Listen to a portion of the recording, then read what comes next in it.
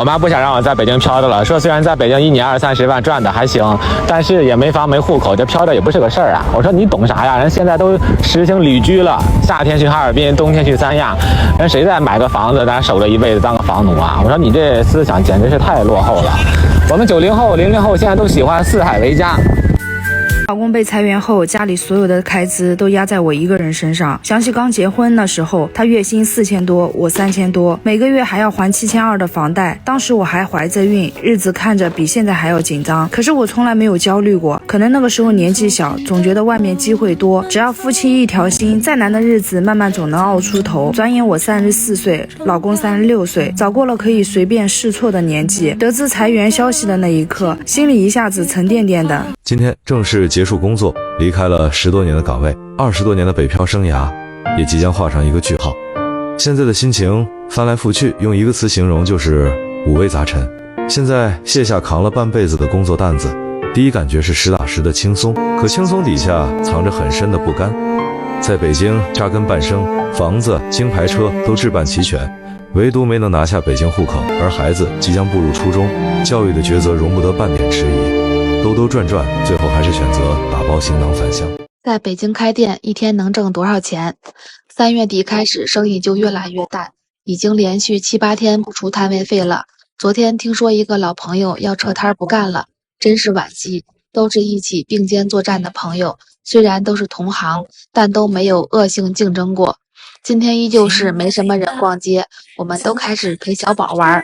大寶7年前跟我在這個商場，這個阿姨抱一會兒，那個阿姨抱一會兒，慢慢就長大了。在中國最被高估的創業城市，不是上海，是北京。北京有中關村，有資本，有清華北大。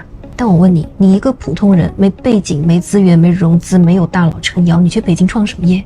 房租就貴到你懷疑人生。哎呦，你在那裡折騰3年，不如你在深圳幹1年。我跑遍全國，我實話告訴你，北京、深圳、常州各有各的命，你選錯了，你再努力真的都沒有用。根据2026年第一季度的財政收支數據，中國28個省級地區的一般公共預算財政自給率全部跌破100%。這意味着沒有任何一個省份能夠依靠自身財政收入覆蓋財政支出。財政自給率的全面失守，某種程度上宣告了地方財政獨立運轉時代的終結。從具體數據來看，財政自給率排名前3的地區分別為浙江96%、上海90%和天津89%。相比之下，中西部及邊疆地區明顯偏低，甘肅僅為22%，西藏更低至14%。而最引人關注的變化出現在首都北京，這個曾經被視為全國經濟龍頭和財政重鎮的城市，財政自給率已降至66%，早已不再是人們印象中的財政提款機。32歲程序員被裁員，提前過上了退休生活。我和老公一起北漂整整11年，雙雙失業之後就一起回到了農村老家。返鄉後的這些日子，每天陪着父母種種地，幹幹農活，遠離了大城市的奔波內卷。靜下心來才發現，這樣安穩平淡的日子何嘗不是一種難得的幸福。遠遠的就看見婆婆帶着孩子從外面買菜回来了。回來這些天，只要家裡有人騎車出門，小家伙總是要吵着跟着一起去。博主說，以前在北京上班時，加班累了的時候，他总是偷偷幻想什麼時候才能退休。沒想到人到中年，竟以這樣猝不及防的方式提前實現了這個願望。最近有個前同事38歲，北漂了15年，在北京有房沒戶口，曾經也是被很多人羨慕的北漂人。但最近的裁員風、失業風席捲而來，他被公司列入裁員的名單裡。當他得知這個消息時，整個人狀態都很崩溃。人到中年，上有老，下有小，還有房貸的壓力，失業等於斬斷他對生活所有的信心。本來計劃在小孩上5年級時選擇回老家，但失業對於他來說，可能要提前做離開北京的打算了。今天和大家聊一個有趣的事兒啊，就是我發現北京的人口啊真的少了。怎麼發現的呢？就前2天8點半去坐地鐵，發現竟然有座兒。這我來北京啊，快20年的這個時間裡邊，從來沒有發生過的。那以前呢，無論是8點半也好啊，9點鐘也好，你去坐地鐵，那都是人挨人肉挨肉，恨不得你都不用去扶什麼東西，旁邊人就擠着你不動啊，你都摔不倒。現在呢，竟然有座了。然后前2天禮拜一我開車去單位，發現單位下面的地下車庫竟然有位置。那以前呢，基本上開車1個多小時到單位，找車位呢還得半個多小時。現在竟然有空位置。30歲左右失業的人都去幹嘛了？我老公失業這段時間，我們家每月的房租加上一家人的生活開銷都要4000多。雖然他只是高中畢業，但他很能吃苦。我也想不通為啥30多歲的年齡找一份適合的工作就這麼難。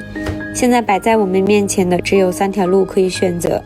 第一就是去跑滴滴，雖然這個工作自由，但收入不穩定，也不知道1個月能掙多少錢。第二，我老公想自己創業，打算和朋友加盟零食店，他朋友說這個穩賺不賠。博主說，她老公覺得開店是個難得的機會，想去試一試。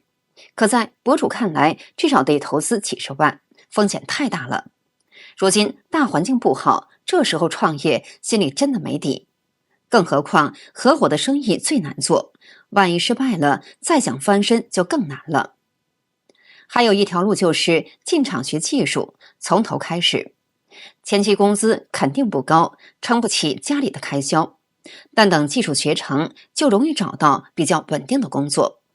但面對這3條截然不同的道路，夫妻倆都陷入了迷茫，不知道該如何選擇。北漂10年，終於還是離開北京了。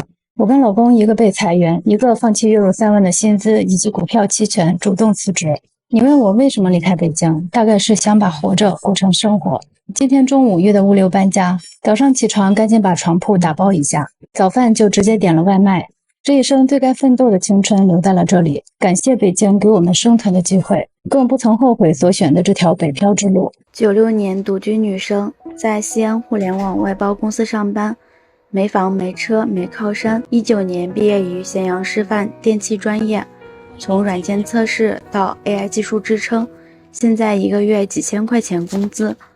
最近公司裁員，很不幸的是我也在裁員名單裡。西安房價1萬多一平，80平首付20-30萬，就算不失業，省吃儉用也要攒5-6年。最近我離開北京了，其實還是有一點難過的，或許是覺得自己北漂失敗了，又或許是覺得這裡承載了自己的很多回憶。我從22年畢業就到這邊，在這裡上班、掙錢、運動、生活，我一下就從22-23歲到了一個快奔3的人了。其實我並不想離開北京，但因為在北京住的比較差，因為我的房被拆了，這可能是壓倒駱駝的最後一根稻草。所以現在的話，我搬到了河北，就離北京很近。在北京28歲不上班，當無業遊民的一天都幹點啥？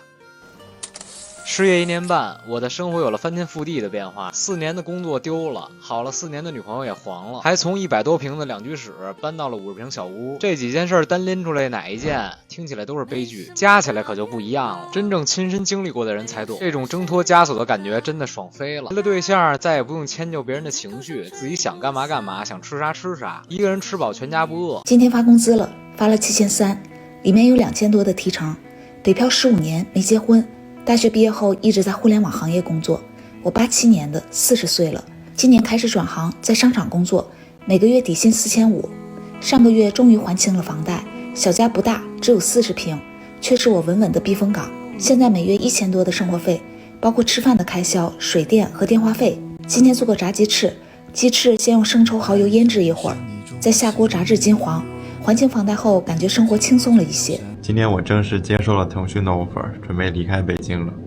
我跳槽的唯一原因就是我實在受不了北京了，這個地方太沒生活，太不適合年輕人了。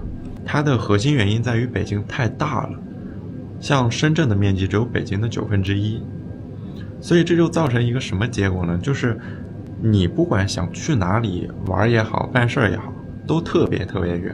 你平時如果想要去朝陽玩或者去三里屯玩，打車都得接近2個小時。你有沒有發現啊，北京現在的人越來越少了，大街上冷冷清清的，好多房子都租不出去。我感覺呀，現在最火的就是外賣和滴滴。昨天我打車居然還叫到一個豪車，你說像我這樣月薪只有4000塊錢的，在北京還有翻身的機會嗎？我同事被裁員了，這個事兒對我來說真的太突然了。畢竟我才來公司1個多月，我領導還跟我說周4他是最後一天，節後會有新同事來，讓我跟新同事簡單對接一下在做的業務。因為節後領導不在北京，正好去杭州出差了。我這2天都是加班到凌晨才到家。今天是端午節，我必須要給自己做一頓好吃的，犒劳一下自己。这道水煮肉片也做好了，姐妹们看着有没有食欲？刷到一组数据，心里咯噔一下。2015年，北京20到29岁的年轻人有461万，2026年只剩248万，10年超过212万年轻人從這座城市消失，相當於走掉了一座中等城市的人口。第一個原因，北京的機會在肉眼可見的縮水。2018年，北京的科創風投案例有2800多起，差不多等於上海、杭州、深圳加起來的總數。那時候是公認的夢工廠，到今年只剩大概1100起，機會少了一大半。博主說，北京人口減少還有一個重要原因，那就是落戶門檻太高。北京每年的積分落戶名額只有6000個左右，競爭十分激烈，很多人在北京奮鬥多年，依然難以拿到戶口。如果無法落戶，很多現實問題都會接踵而來，比如孩子上學要交贊助費，看病住院也要多花錢。換句話說，你始終是個外地人，哪怕薪水看着不錯，也很難真正給家人一個穩定的未來。不管那賣建材的還是批百貨的啊，倒騰房產還是幹炸串的啊，這菜他都賣不出去，你就別搁那一天天問咋沒人咋沒人，這菜都賣不出去，那哪有人啊？別研究了啊，不是你的問題啊。所以說沒事，早晨該睡的多睡會兒啊，下午該收攤的早收會兒啊。又有人買商鋪踩大坑了哈，100多萬呢，直接打水漂了。很多人看商鋪呢，覺得戶型方方正正就穩賺，其實真正的致命大坑呢，全藏在細節裡。先看最直觀的一點哈，門頭，路邊的大樹呢，完全把招牌死死的擋住，馬路車流呢，路人壓根呢看不到你的店。沒有展示面的商鋪呢，基本上就斷了自然客流。第二點呢，看路況，門前道路呢根本沒有停車位，車呢停不下來，過路的客人呢也留不住。